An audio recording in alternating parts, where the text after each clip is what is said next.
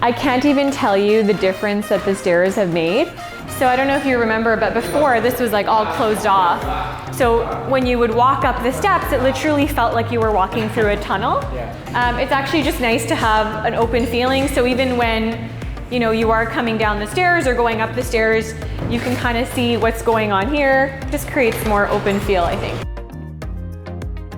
The other thing that we're doing is all the second, the third, and the fourth step will have these drawers, which will be attached to the riser. So you'll pull out the riser and it'll look like it's a part of the stairs, and in reality, it's a drawer.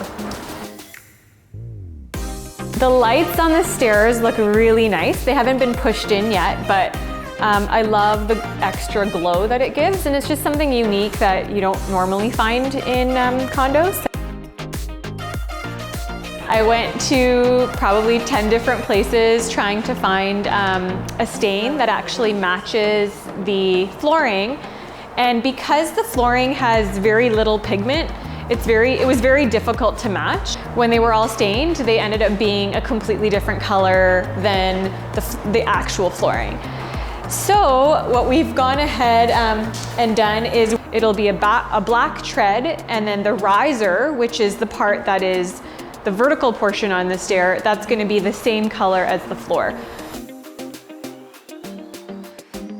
The glass, however, I'm really excited about. So basically what they've done is they've drilled in, we ripped out the drywall on the stairs, and what they're going to do is actually attach the glass into this hardware here.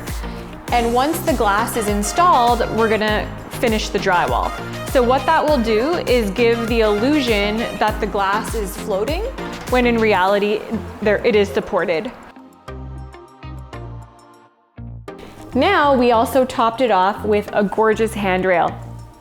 The handrail is one of my favorite pieces in the home.